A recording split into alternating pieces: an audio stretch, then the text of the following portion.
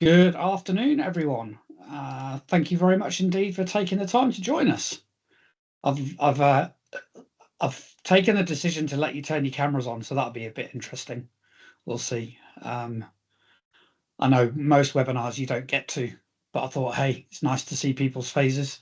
Got some colleagues and friends and some new people joining. We're just going to give it a minute and then we'll get started. There is a Q&A open, so please feel free to drop any questions that you have into that, and Greg and I will try to remember to have a look at them towards the end. There's only myself moderating this as well as presenting, so I'll do my best to remember. Oh, and we've even got a representative of the United States of America has joined us. Hello, Javita. How are you? Nice to see you. That's cool. So we'll just give it 30 more seconds and then we can crack on in. I've even taken the time to create a LINQ background. Look at this. Normally show my really messy office, and I decided I'd be a bit more professional. My office doesn't look like yours, Greg. Yours looks very neat and tidy.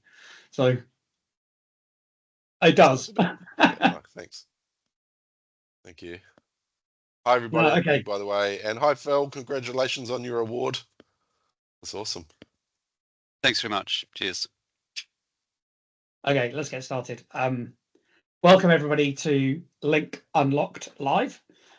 This is only the second one of these that I've done. It's a new initiative, just trying to put LINQ out there a bit more. And the reason we're doing this session today with Greg, who will introduce himself in a second, is that on the first one of these, Greg challenged me to do some modeling live as a way to help him understand what the platform can do, but also because it's good fun to do this. And so I don't know whether stupidly or not, I agreed.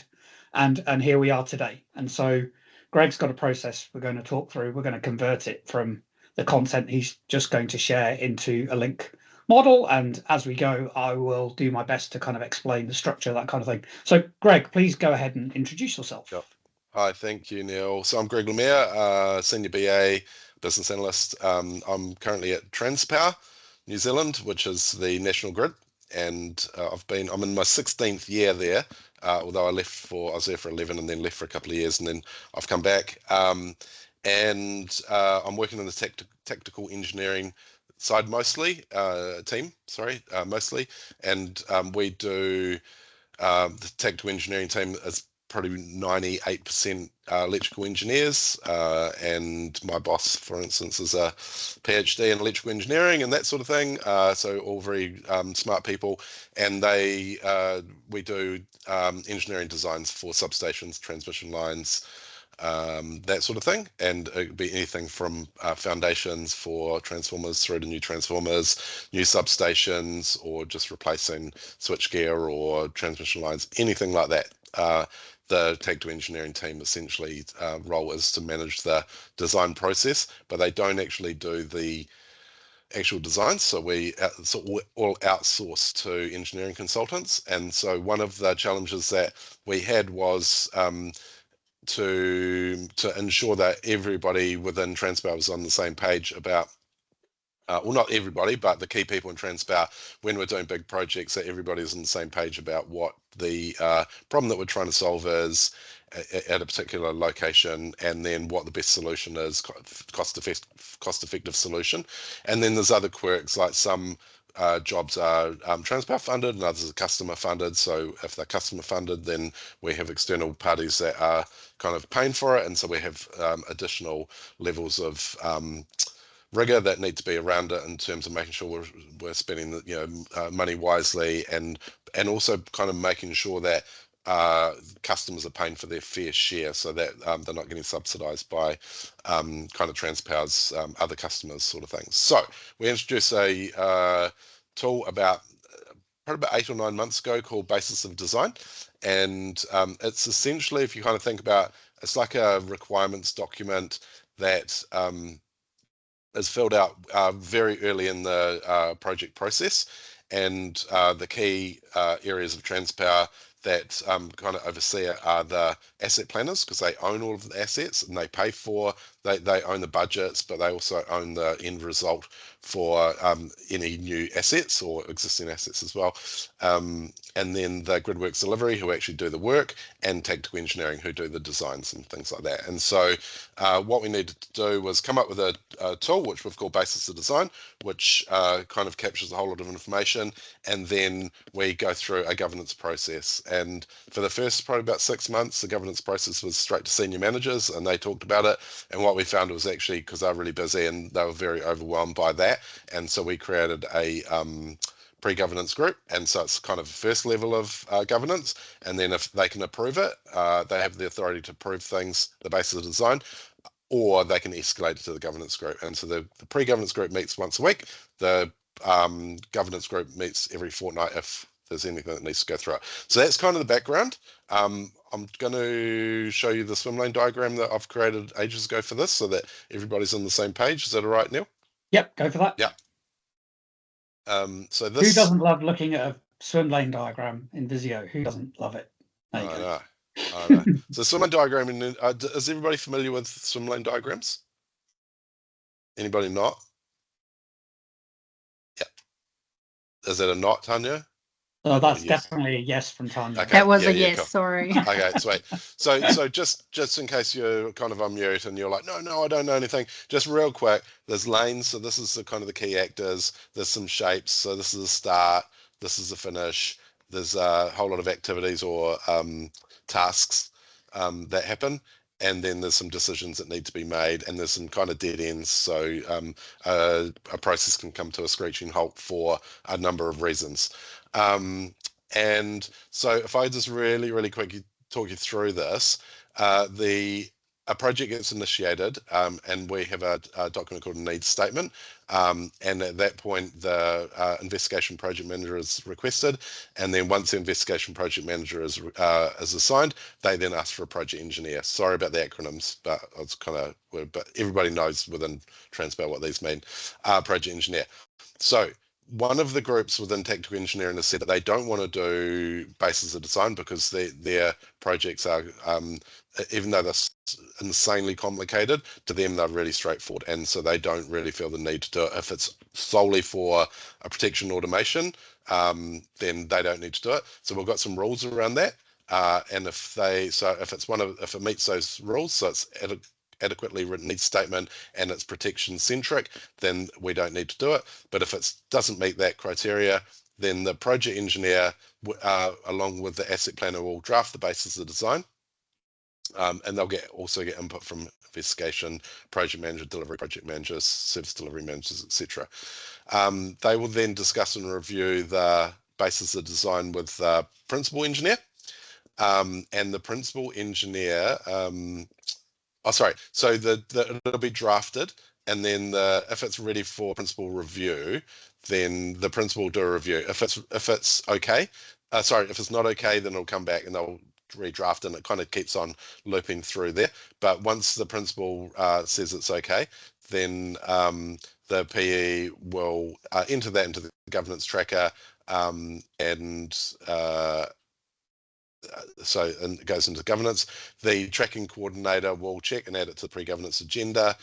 Pre-governance group will approve and endorse and escalate to the governance group if required. So then there's a question: does it need to be escalated? If it's no, then we just get on with the project. We revise the basis of design if anything major changes. So if we change the scope or the costs blow out, or there's some major like geotechnical issue with, they do some testing of the ground and they find that it's actually not as good as they thought it was, then that might trigger a change to the basis of design document, and then the principal engineer will determine whether it needs to go back through pre-governance or governance. So that's up to them. If it does, then it goes back to step 4 essentially. So kind of that drafting thing. So it kind of gets redrafted and goes through all the checks. But if it does need to go back there. If it doesn't, we just deliver the project. And then down here, if it gets escalated to the governance group, then they will discuss and approve the basis of design. we'll update the tracker, and then it kind of carries on like there. And if it doesn't get approved by them, then it'll go back to step 4. So they'll say, no, this is not good enough. We need to rethink this whole project. And so they'll need to go back to a whole lot of work on the project, and then the scope or whatever, and then redraft the basis of design or start again. So that's kind of the basis of design. Does that roughly make sense to people? Yeah, that's cool. Okay. Greg, do you know how long this process on average takes for a project? So the basis, the answer is it depends. So we know roughly how much effort. So if you guys understand the difference in effort and duration, it's, the effort is how much time are people actually working on it. Then the duration is, well, when you add in that we can't see the governance group for 2 weeks and all that sort of thing, or pre-governance, or it needs to go back around in a loop. So it can be anything from a week to 6 weeks, for instance. But the actual effort is relatively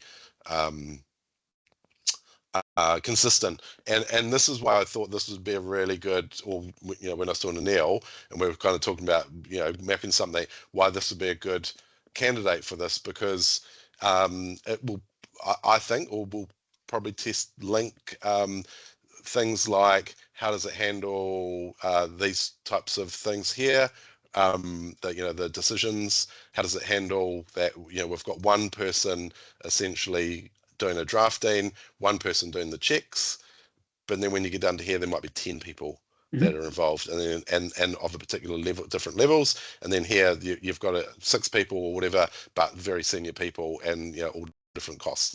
We're probably not going to talk about costs and stuff today, but if we could just put some, if it is possible, put some numbers in there.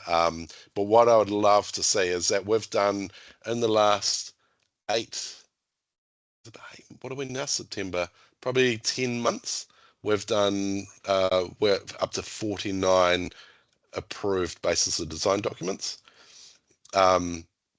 which, what does that work out at? About I don't know, let's say 1.5 a week, something like that, I don't know, whatever it is.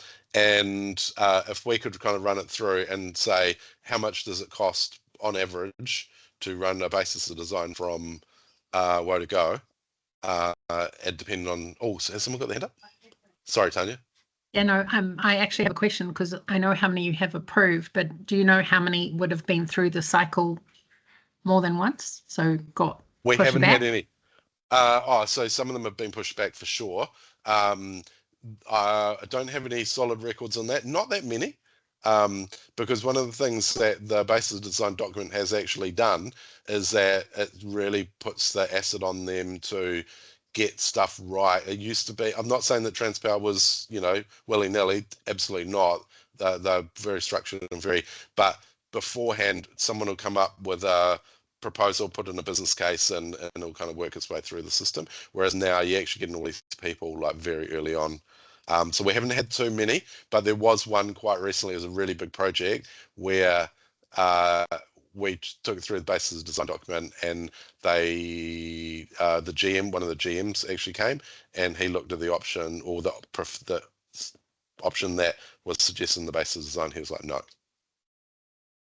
go back, do it again. So not that many. Not that many don't make it through the get pushed back, but I'd say out of 49, maybe 3 would have had a serious revision. Certainly when we go through like the pre-governance and governance group, we have some questions that we ask. So we say, is it approved?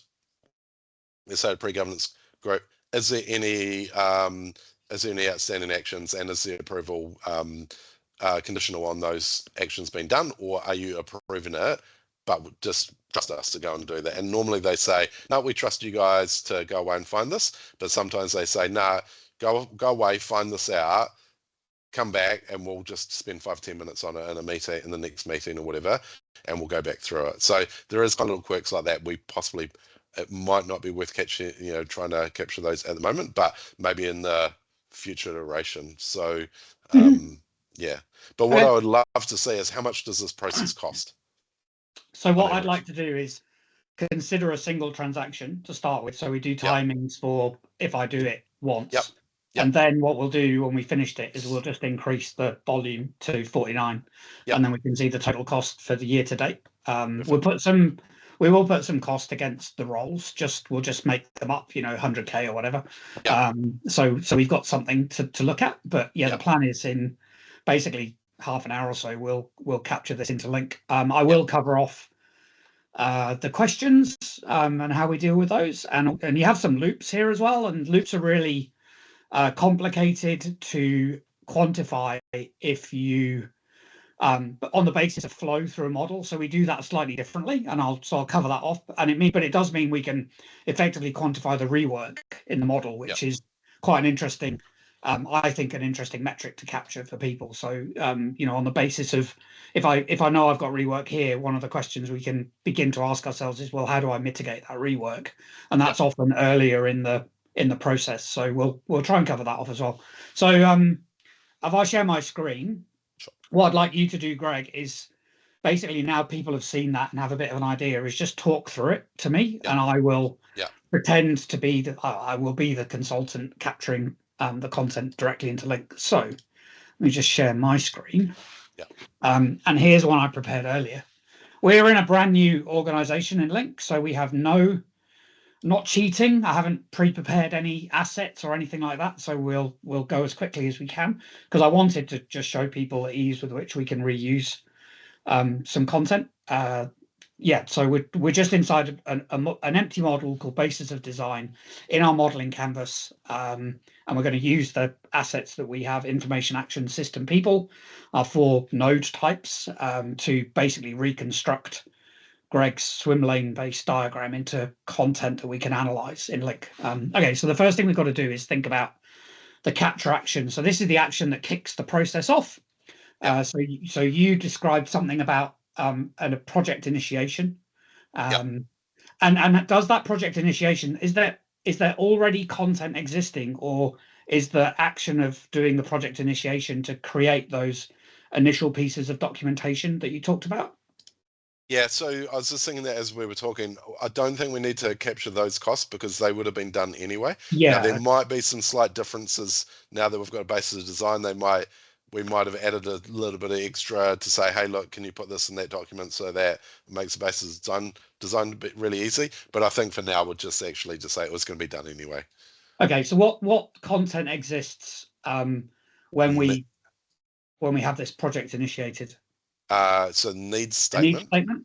Yeah, or a concept assessment. So needs statement if it's a Transpower funded project, and a concept assessment if it's a Transpower funded. Sorry, if it's a customer funded. Right. So we have those 2 things, and then so the next action that takes place is that you need to assign a project manager. Well, the next one theoretically is that we need to, because of the criteria, the kickoff criteria, there is a very small subset of projects that need to be weeded out to say, actually, these ones don't apply. I don't know if you need to put that in here. But so there is an initial project assessment then. Yeah, I'd say it's criteria evaluation or something. Criteria, yeah. Literally, we've just had some workshops to really clarify which projects need a basis of design. We've created a document called "Which Projects Need a Basis of Design," so you might want to call it that. But identify projects that need a basis of design or something. Apply criteria to determine whether a basis of design is required or something like that. So I've just done this. This is how we deal with the question that you would have in a business process model. Instead, we have to think about the activity that takes place and then the state of the content that is created. So, you're looking through a pile of paperwork and you're applying, does this fit or not? Yes, no. You now have the same information. You've got these project need statements potentially, and but they're now sat there in 2 piles. One pile is yes, they can go, and the other pile is no, they don't need to go. So they're the same content, they're just in different states. So we think about the state of the content that's created after the action has taken place against it. So you can now see we've got these input content which enables this action to take place, and then the output that's generated having performed this action. So that's kind of how we deal with those diamonds that you see in the. So we'll continue with the project needs a basis for design. So what would the next action be? So draft the basis of design, and that's essentially a single person does that generally. Single person leads it, but there would be other people inputting into it. Okay, so what's the role that leads it? Project engineer. Oh dear, you're going to have to all cope with my typing. I can't wait for someone to solve that. Project engineer. Yep. Okay, so we just connect them to the action that they perform. Yep. But you also said there's input from other people. So Yep. what we might do is just add an action here, which is input to the BOD. Yep. And so now we have it's still in draft at that point, right? But I'm going to call it an updated draft BOD. Yep. So what are the roles that are contributing to this particular work? Asset planners. Yep. Investigation project managers. Potentially a delivery project manager as well. We split our project management into the two phases. So one does the business cases and the other one actually delivers the project. And then the final one could be a service delivery manager. But one of the quirks of this would be that it wouldn't be a consistent. It'd be very difficult. Well, I mean, we could say it, but whether it's not like consistently an hour of each of those people's time. Yeah, sure. We do have this option here where we can clone the node, and that means we can have multiple actions called the same thing that will allow us to account for different levels of effort from different roles. Yeah, but we could just put ignore that for now. Yeah, I'd probably just put an average number of. Yep, cool. Yeah, okay. So we got this updated draft now. So what happens after that? So then it goes to the principal engineer, who does they endorse it. So it's not allowed to go to the pre-governance or governance group until a principal engineer has done his or her checks. Okay.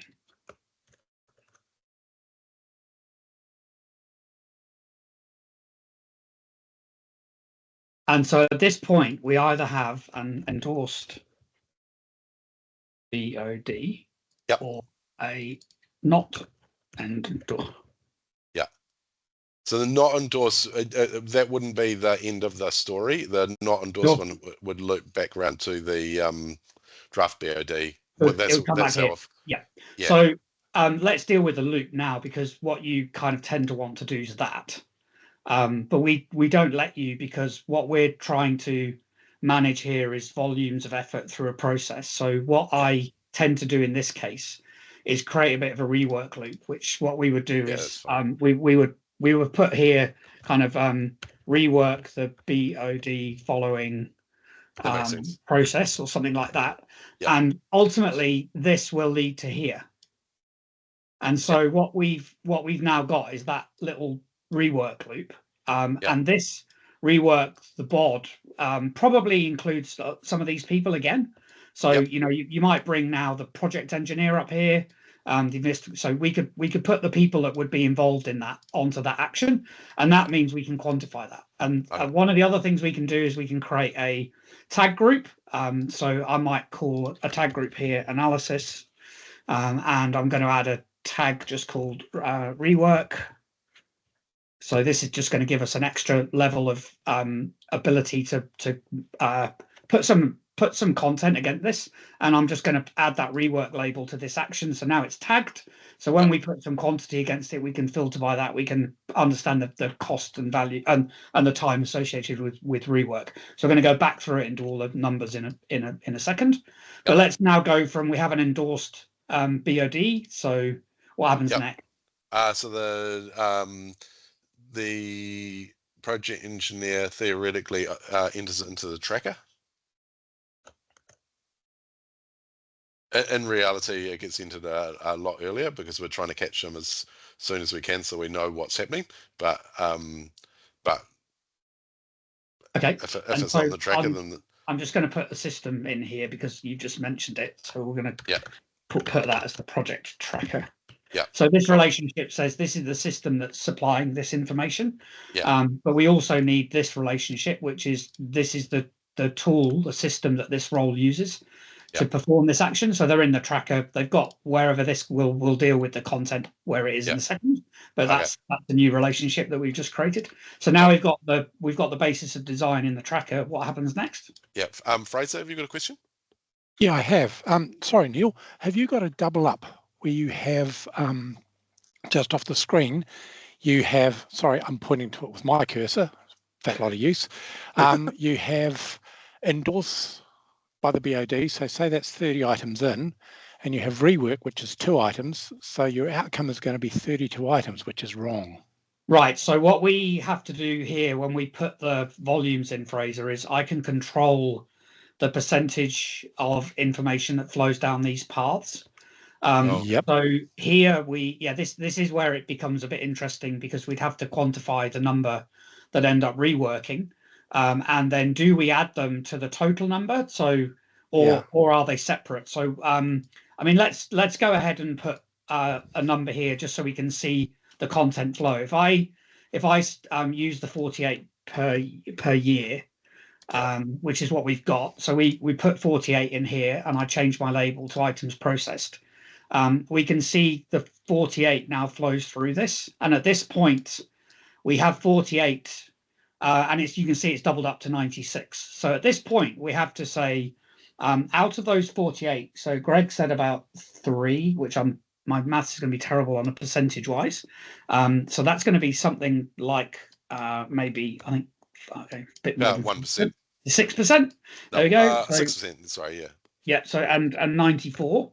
So we'll change the percentages here. If I just relay that out so we can see it, we've now got 6% flowing down the rework, and we've got 94% bypassing the rework. We still end up with our 48 here.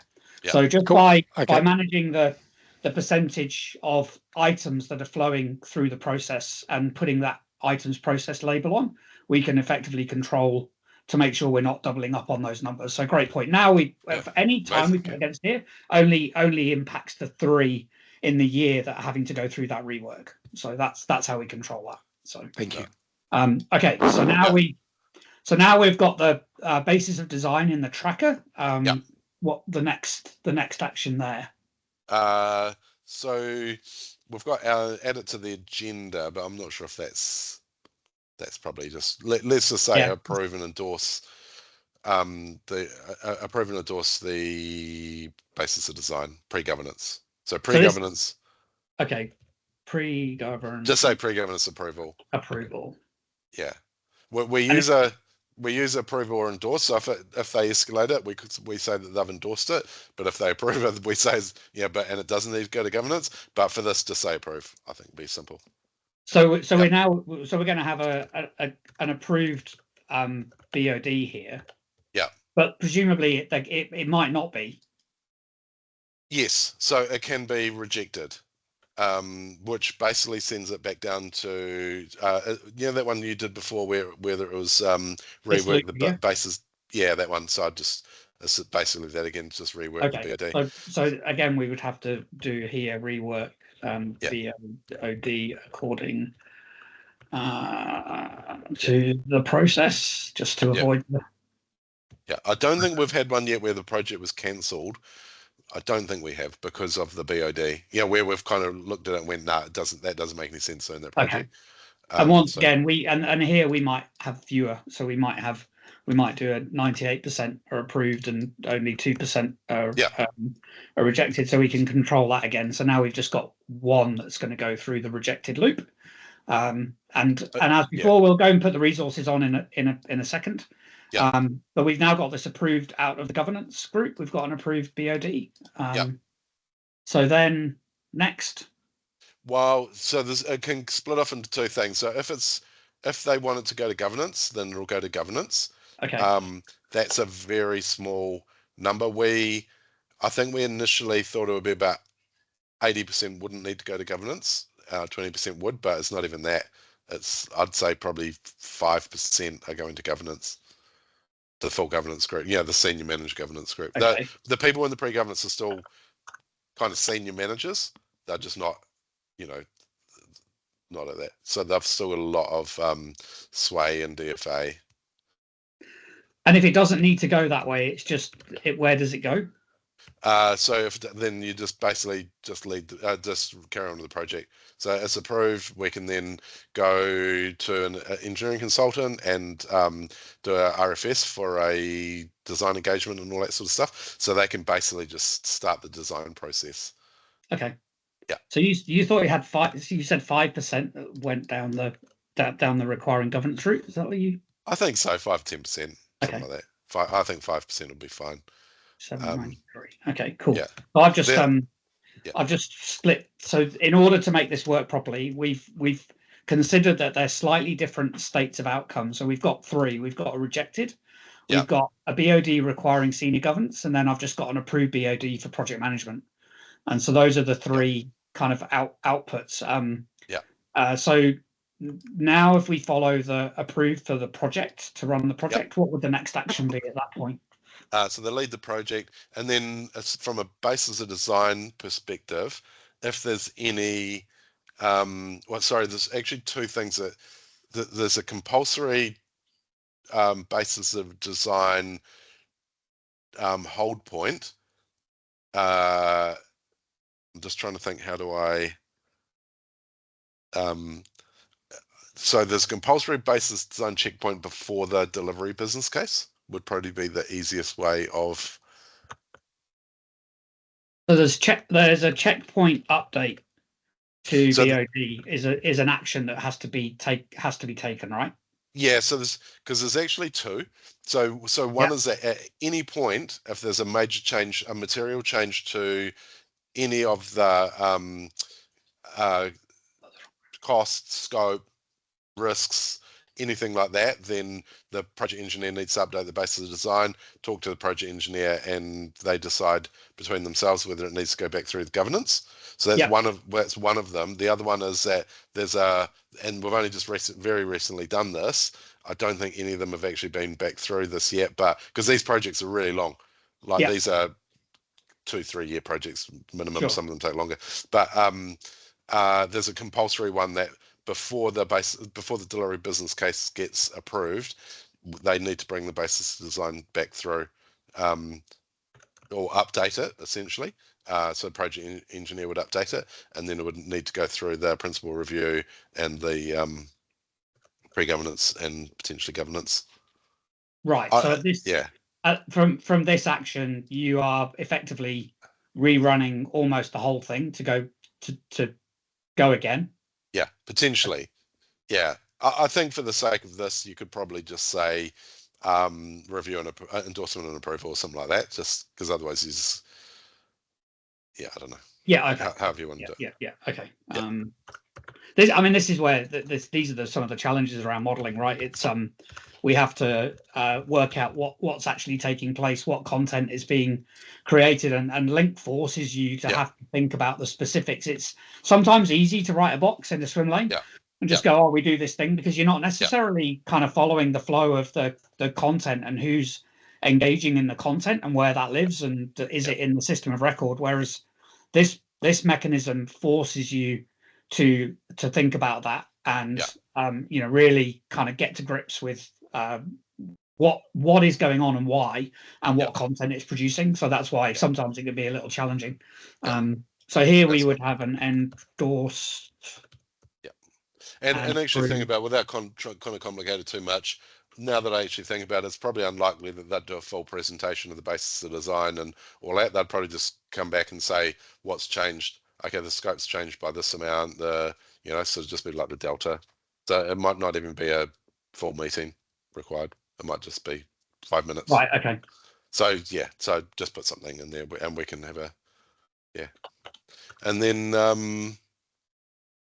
pretty much that just kind of loops around until you deliver the project. Okay. If it's required to go to senior governance, there are some actions there around. And this is an additional approval process. Is that right? Yeah.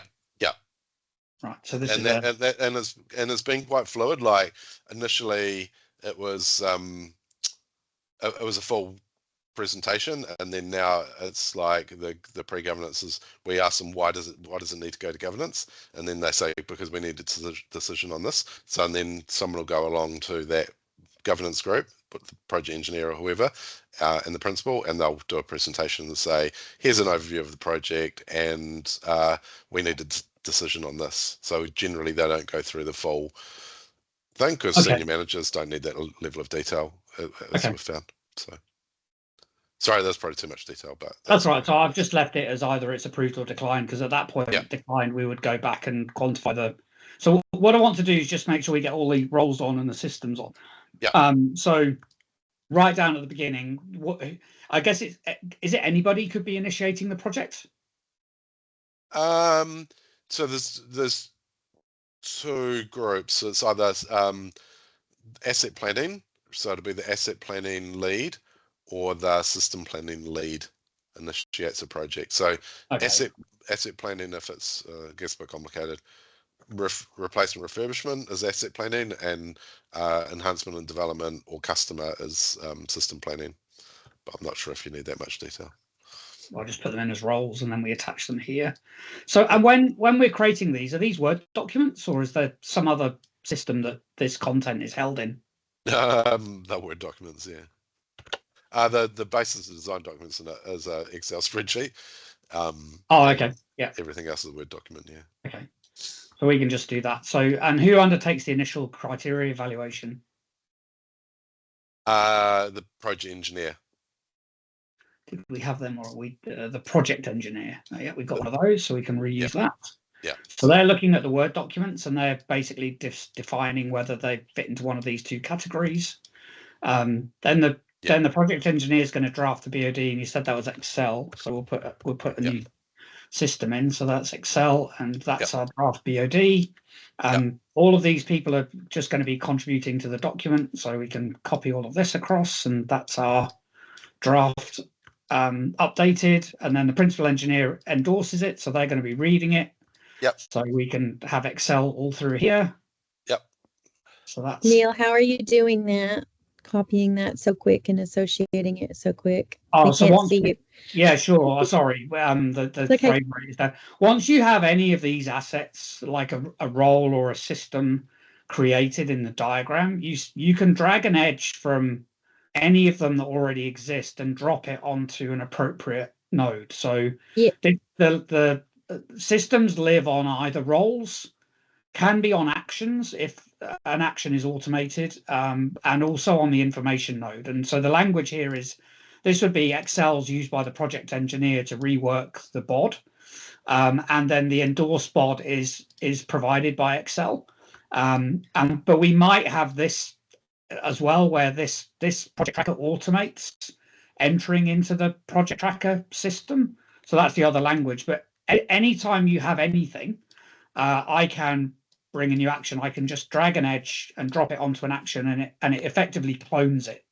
It looked like you were doing something else because you were going so fast. It looked like you were using a cheat code or something. No, not at all. It's just super fast to drag an edge from an existing node and drop it where you want it. And we stop you from putting it where you can't put it. So you can't drag an edge from a role, for example, and have it drop onto an information node or onto a system. It just won't let you. They only go onto actions. So it is fast. Once you know that you can do that, you just drag and click, drag and click, drag and click. So it means that you can complete the model from a syntax perspective really, really quickly. You know, we got our grammar right, and there are insights based on each of these relationships, which is why we want to do it.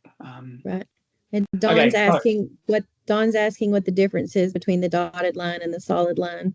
Just a visual denotion that this is a system that is being used as a tool by a role, and then this is a system that is providing information. So that's the only. It's a visual clue that we've got. With the language is slightly different. This is system used by role. This is system provides or supplies this information. So that's the only difference. It's amazing how often we get asked that as if it was something really special. It's just so you can see. Otherwise, you end up with lots of solid lines, and sometimes it can be a bit difficult. I'm going to show you some other views of the data in a second as well. But let's get this finished off. Pre-governance approval, Greg, which roles are part of that? Oh, crikey. This is where it gets. Okay, so we've got a we will have portfolio owner. Yep. National delivery manager. System planning manager.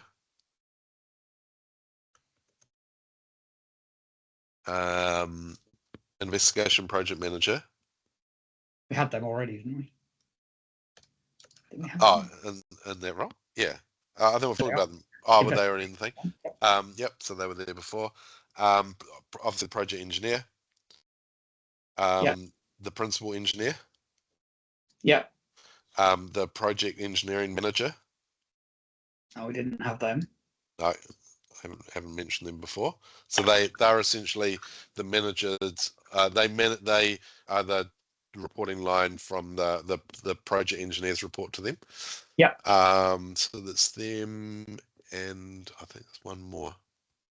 Program manager. They haven't had them. No. Program manager. I think that's everybody. So just a note about this.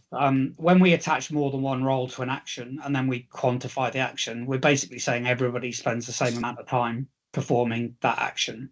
And of course, that might not be true, in which case that's where this clone node becomes in handy, because it means we can have two actions or more actions of the same type, put different roles against it in order to make sure that we're being as accurate. It's a level of detail thing, but it's there in case we need it.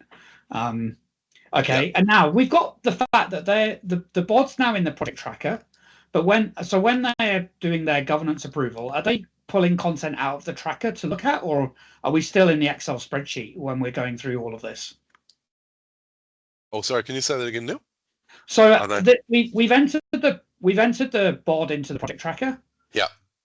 So presumably it lives there, but is it just an Excel spreadsheet in the project tracker, or is it something else? No, it doesn't live there. So we've got a SharePoint site for the basis of design.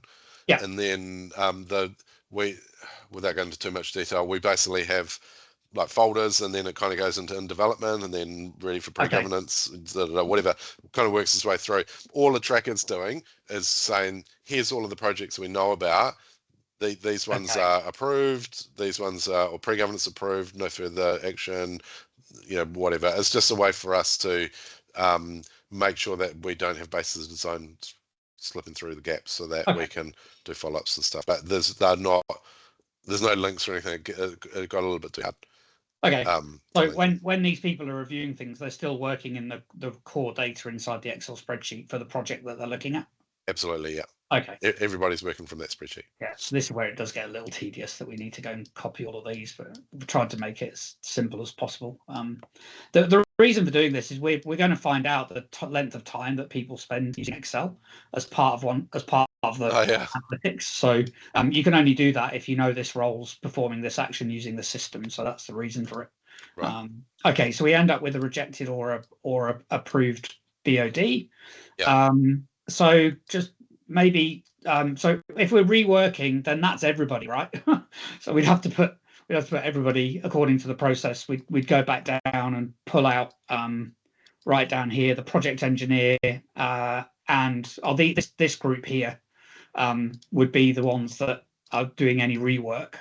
So I can copy. I'm not 100% sure. I don't know if there's value. It happens so little, and I don't know if it'll be a full rework. Yeah, I'm not sure if it's worth actually repeating all of that, because I think it will unbalance the visual, if you know what I mean. That's okay. I've just added it in like that, and it means we've got a single action node that we can put some time against for rework. And then this we'd also probably just go and tag it ready as well with rework, so we can do that. Endorse and approval coming out of the pre-govern the action after the pre-governance. Who's got the responsibility for that?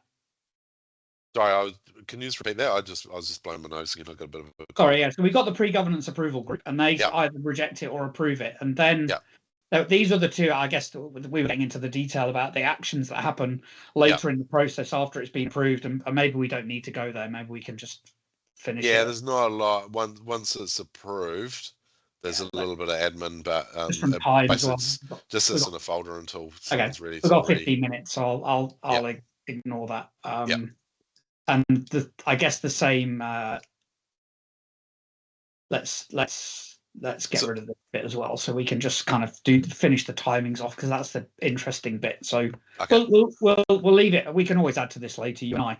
All right. So now we've got the process, and we've got our 48 running through. We've got a little bit of rework happening through the process. Can we change that? Can we change that? Because what I'm kind of thinking is that if we've done is 49 in 9 months, that's roughly about 65 a year. Could we annualize this? And because I think that would possibly be. Yeah, there we go. Now we've got 65. Okay, cool. And because we put these percentages, they're automatically managed. Yeah, cool. So we've just had to change that once. Okay, so time for initiating a project. How much time is spent, do you think? Probably a lot, but not against the basis of design. So I think that was going to happen anyway. Okay, so we'll leave that out. We'll just have the volume there. I think so. So average time for an initial criteria evaluation. Not much. Let's go averages here. It's pretty obvious. Let's say 15 minutes. We've got a page of criteria, but these people they're just not going to go. But yeah, let's say 15 minutes. Okay. Drafting the business of design by the project engineer, average time. So we estimated it was going to be about 8 hours, and we found that was just not realistic. So let's say 20 hours. And then these other people, accepting each would have different inputs, but on average, what time do you want to associate with input to the BOD by these 4 roles? I'd just put an hour for each. Okay. I think they're kind of just reviewing and providing the input. There's some numbers in there that only certain people know. Sure. Yeah. Average time for principal engineer to endorse the BOD. Yeah, I reckon probably 2 hours. Cool. Yeah, and that's an average. Some of them I was just looking to go, yeah, that looks great. And other ones I'll probably have to spend a day trying to fix it. But I reckon on okay. Now 6% of them go down this not endorsed, and we have to effectively rerun the process. I assume it's not another full 20 hours plus the 2 hours, the 4 hours. So have you got kind of a thought about, we've got these roles who are having to do this rework? Are they? Can you put it as a percentage and say it's like 25% of the original? Of the original? No, not yet. But that would be pretty bloody good to be able to do that, wouldn't it? So 20% would be maybe about 3 hours in total then. Yeah. Just from the numbers that we put in. And I think, did I see, is it Benjamin to ask a question?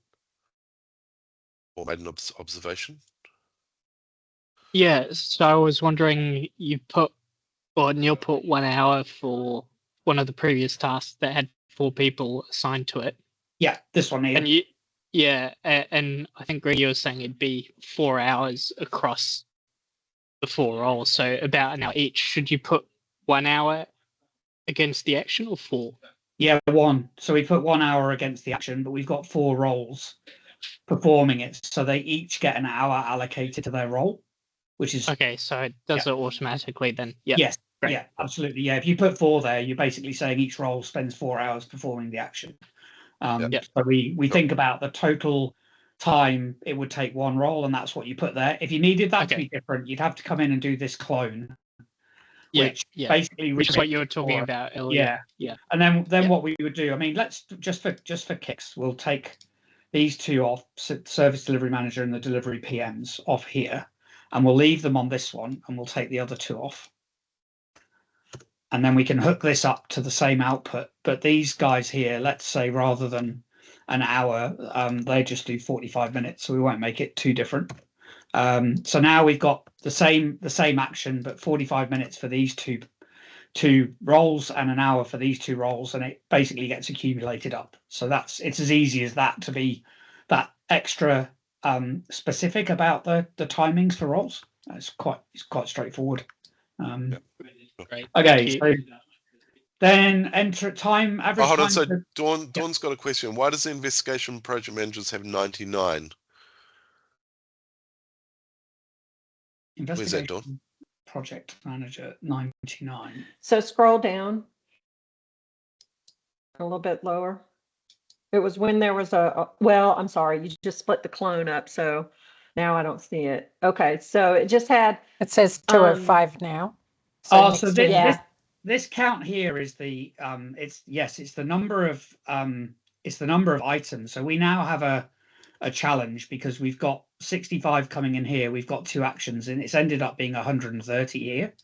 Okay. Which so it's added them up, which is a challenge. Now what we have to do is Well, why does the investigation PM have 205 and the asset planner has 68?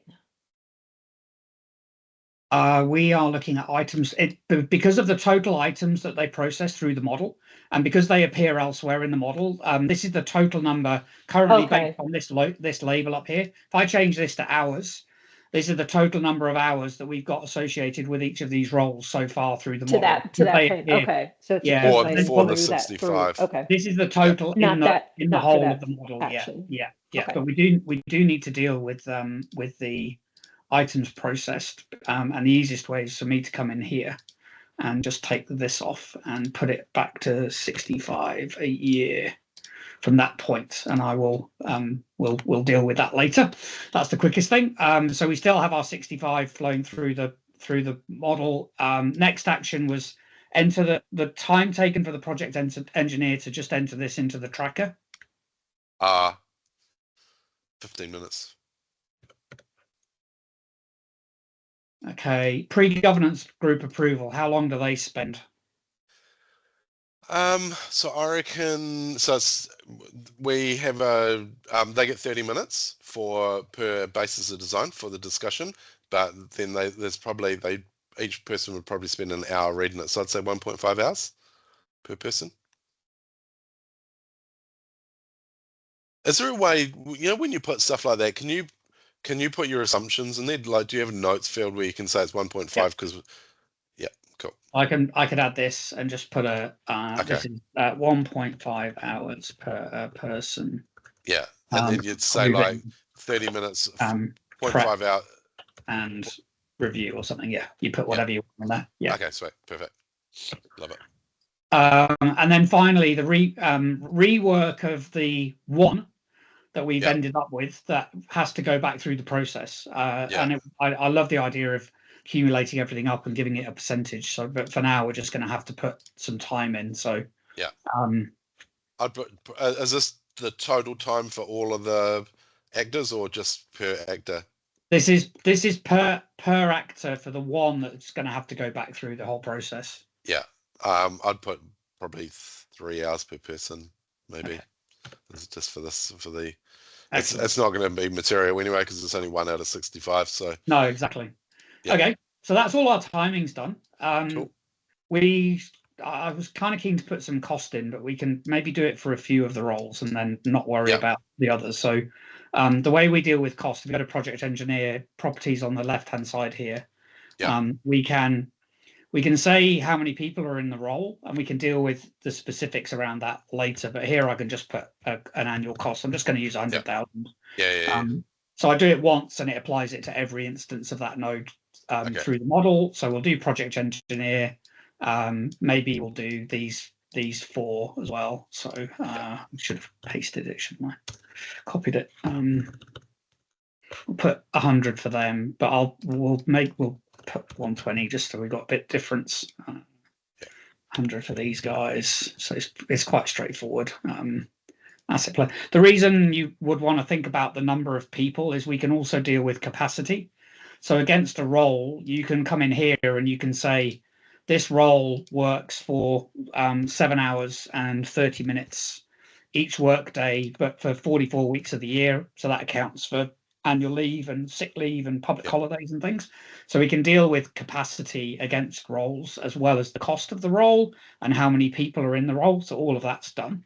So I'll put some cost in. We won't. I will do the principal engineer because they appear a couple of times as well. So maybe we'll give them a bit of a pay rise.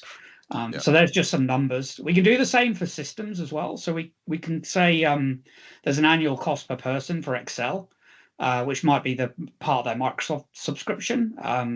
So you know we might say there's a $60 five a month for Excel for the people, and that's just to put some cost in there. So you can go through and add that kind of level of detail. So that's basically your Visio diagram has turned into this to some degree.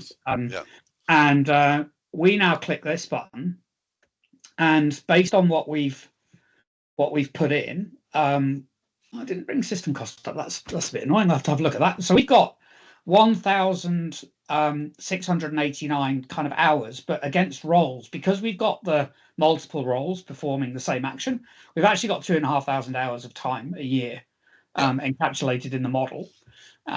We can. So this is the kind of overview. We get to, there's no automation, so we don't have any actions performed by systems directly. So those are both 0. We've got a cost breakdown, just roles at the moment. So that would split between role, people, infrastructure, and systems. If we went to town and we added those other costs in. So how much is the same? $544,000. $544,176. Yeah, just based on the people that we've added into the costs, which is not everybody. Okay. And then if I divide that by 65, we're saying that it's costing us about $8,000 per basis of design. Yes. Yeah. And then we basically go to town based on these filters at the top. Thanks, Brad. I can oh cool. I've basically I'm giving you all of the data around.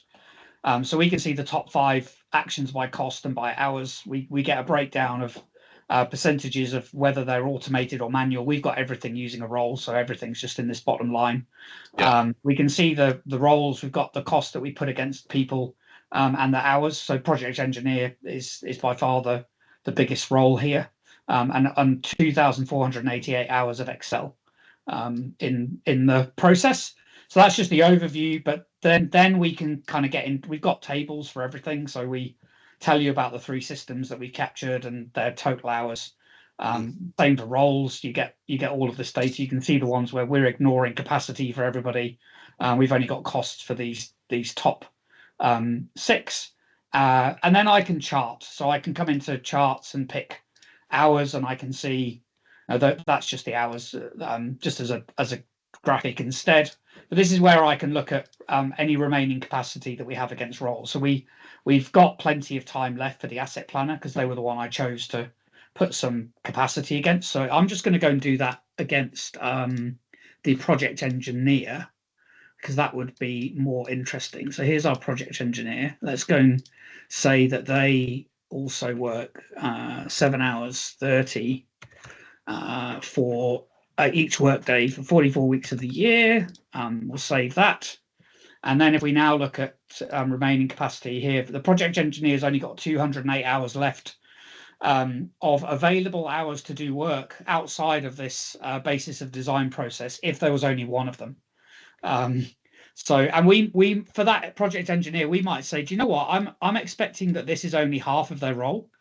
So I can use this percentage model here to say we've only modeled 50% of that role's work in our, and now we can see we've got a deficit against the project engineer. They're 617 hours over allocated. So that would mean we would need to add a person. So we might do that. We could say, oh no, we've got 2 of them, and then suddenly we've got time back for that particular role of project engineer. We're back to our 208 hours. So there's a lot of flexibility in the model to adjust these things dynamically to see the impact. But obviously you'd want to try and capture everything accurately based on today, and then we'd use a project space to model the future state. So just there's about 20 asset planners, so they probably do an average of 3. Oh, right. Yeah, okay. So there's no way they're over allocated. But yeah, now we're looking at actions based on the hours taken. You can see that draft the business of design action is the one that takes the most time. But yeah, it's nice just to be able to get this data really quickly. We could even look at the cost basis of each action.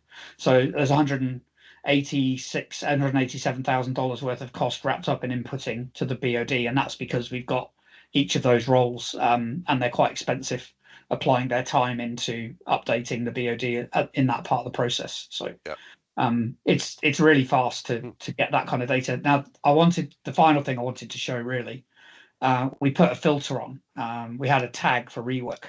So if I apply that and we go back to the overview, we've got $3,230,000 worth of rework in the process, which is the cost, which is our cost wrapped up in having to redo the work because for some reason it's been not approved, or we've had to go back through the process. So that could be quite insightful just in terms of who's involved, what's the cost of not getting it wrong, but having to go back through it for whatever reason. And then is there anything that we can do in our process and our documentation to mitigate that? Because that would be a good good cost saving. Yeah, I think I'd love to have another chat to you about this at some stage now and try and, because that doesn't sound right to me, but I think how we model it is right, but I'll need to have a think about why is it so high, because intuitively it doesn't feel like it would be that much money. But I think like there'd be an assumption that they repeat everything, whereas there's a whole lot of stuff in there that they wouldn't have repeated. Yes. So it'll be 25%, something like that. So anyway, this is awesome. Yeah, we're kind of out of time. But I think we've the purpose behind this was to kind of prove to you, Greg, that actually we can convert what we would traditionally look at in terms of a swim lane process model into a different construct, whatever you want to call it for LINQ. It's not really business process modeling. It's kind of this is the operational process for managing the outcomes that are created as a result of running that process inside the organization, but accounting for the tools we use and the roles. But being able to put the data behind it gives us this platform to do some analytics against it, to begin to understand why things are happening, and then have an opportunity to do something about it. And LINQ supports our ability to create a future state workspace where we can modify the process and then do a comparison between the two. So we are firmly in that discovery phase. It doesn't need to be the whole organization. You can start with LINQ, one Visio diagram turning into LINQ content. And the cool thing is we've only captured 87 nodes. So right now for an organization, this would be free. Our freemium model gives you 150 nodes to play with for free before there's any charges. Your 151st node will cost you 25 New Zealand cents. So that organizations could start with something really small, come in here, build a model like this, and gain some insight very, very quickly. We've spent 40 minutes, and we've got something which is beginning to be good enough that could easily now be modified based on level of detail to give you some very specific outcomes that you could use. So I hope that the purpose was the speed and the data. I hope it's achieved that in the limited time that we've had. So I'm definitely convinced. I think the other thing, just real quick, and I know people want to go and some people might have some questions as well, is whether can you say, right, that's one of the processes we do in the team, here's another one, here's another one, and here's another one, and actually have like a functional kind of thing where you have multiple processes and you can kind of look at capacity and cost and what's the cost of running technical engineering, for instance. Yes, absolutely. So this is one model that is for a process for part of the organization. There's a couple of things we can do from here. We can say an output from this part of the process is an input to another part of the process. And that's easily done by picking the information asset that enables the other part of the business and just flicking this connect node to other models option on. Then I can consume that in my next model and the volumes will flow through. We can also tag this entire model. So we've got this idea of a model tag, and that just means I can categorize I've categorized it by function, and we've got a big list. But I can then add another level of granularity by creating a model tag that is a filter. And then I can use those filters in my overall analysis. So we were looking at insights here at this particular model level, but we've also got this platform here, which is full organizational insights. And if we had multiple models, they would all appear here. And then we could begin to say, I want to know just about this system. So tell me about that system across the whole organization. And that's how we start to really get into organization-wide analytics about the impact of change, that kind of thing. So yeah, Tanya, you've just popped your hand up. I did. I was just going to say I'm happy for you to share some of our models because we've got more robust models if you wanted to demonstrate that and there was time. Okay, I'll be brave just for kind of 60 seconds. Thank you, Tanya. I mean, we've been working with CentrePort for 18 months plus. We are modeling the digital twin of their organization. So we're methodically, to some degree, going through the business, capturing processes. And just to kind of show that point, Greg, here are 100+ models for CentrePort. And these tags allow us to basically filter out. So it's accounts, but it's a finance process, or it's recruitment, but it's the employee journey. And at any point, I can filter here in order, as long as I can type, I can filter out things and just see models that are part of that. And I can do that here in order to open them. But if I go to my insights panel, I'm being given now access to all of the data across the whole organization, and I can now use the filter to specifically find things that I am interested in order to understand, what. So I could pick a role as an example. Let's just pick accounts payable, and now I just have the data associated with that particular role. And then from there, it's quite a big organization. And then from there, I can start to, now I know everything about that role. I know how much time has been captured. I can see the system. Oh, okay. I can see all of the systems that they use. I can see all the actions that they perform. I can start to chart against any of it just for that particular role. So I know the total hours across all of the models.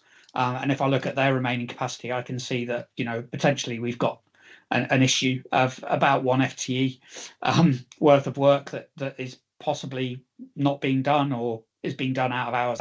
So it becomes really powerful very quickly on the basis of us having built up this over time. But you don't need to have all of this to know something. You can do what we've done, which is a single model, and you can still identify opportunities through that content to be able to make change inside the organization. So yeah.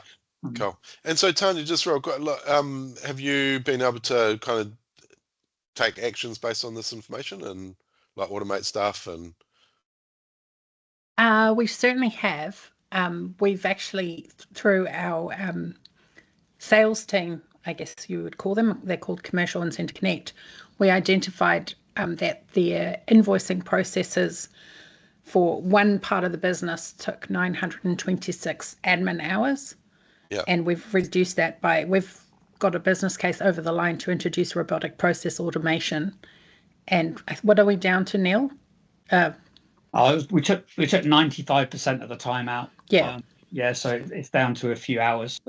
And the next model that we're looking at, I think we're saving something like 3,500 hours across the business. And it's not efficiency, it's productivity. Yeah. So we're actually freeing people up so that they're able to do value add work because our structure is really flat. Yeah. Yeah. Oh, nice. Well done. Thank you. Yeah, Greg, you already have a case in that model right now to get rid of Excel and replace it with something with less risk. SharePoint lists, automate, power platforms. Yeah, we're doing risky. Yeah, we do a lot of power apps and stuff at work, but yeah, it kind of works okay for now. But yeah, no, I agree. I think the big thing about it, what this enabled me to do was to get the attention of the executive really quickly. Yeah. Because there was anecdotal evidence that it was painful and it was hard and people were stressed, but there was no tangible evidence. And because we were able to quantify the effort, and the risk as well, because we were actually having some of our quite junior staff make fairly risky decisions on behalf of the organisation. Right.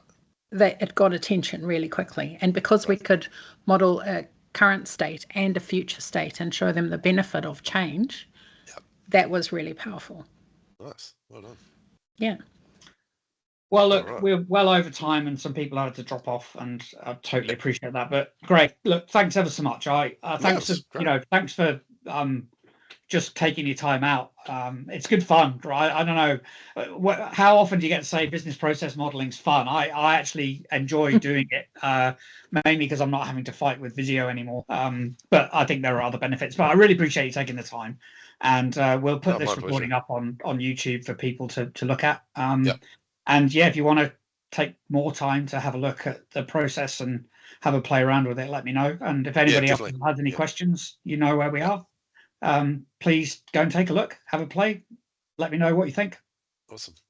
Okay. Thanks so much. Neil, I would love to do another one of these, Neil, with us giving you a model that's already made and you showing the insights that you find. Sure. You know, like telling us what you found based on the model. Yeah, absolutely. That would be fun. Let's set that up, Chavita. You can share the model and I'll do it. Yeah, we'll do it live and see what we can come up with. Okay, we'll put it in the books. I will just say this, Fraser, it's amazing to see you here. I know you've been unwell, so thanks for joining. It's good to know you're around, and look forward to catching up with you. Okay, I'm just an AI presence, by the way, so I'm not really here. Excellent. All right, enjoy the rest of the day, everybody. Okay. Thanks very much guys. for your time. Thanks, Neil. Thanks, Neil. That was great. Take care. Thank you, Neil. Cheers. Bye-bye. Thank you. Thanks, everyone. Bye.